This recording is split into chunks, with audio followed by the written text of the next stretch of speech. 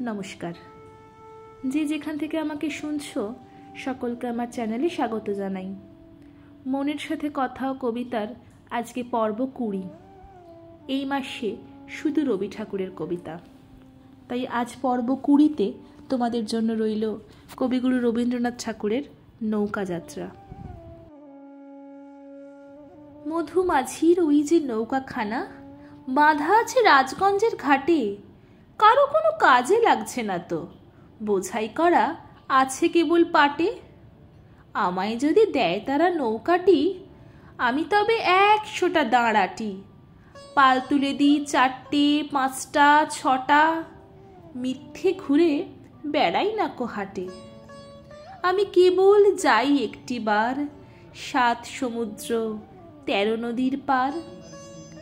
তখন তুমি কেঁদো না মা যেন বসে বসে একলা ঘরের কোণে। আমি তোমার যাচ্ছি নে কো চলে রামের মতো 14 বছর বনে। আমি যাব রাজপুত্র হয়ে নৌকো ভরা সোনা মানিক বয়ে। আশুকে আর শ্যামকে নেব সাথে, আমরা শুধু যাব মা 3 জনে। আমি কেবল যাব একটিবার 7 সমুদ্র 13 নদীর পার।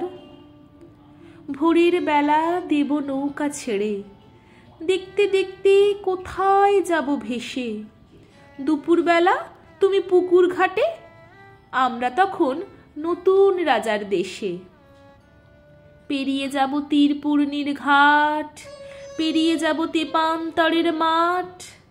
ফিরে আসতে সন্ধে হয়ে যাবে, গল্প বলবো তোমার কোলে এসে।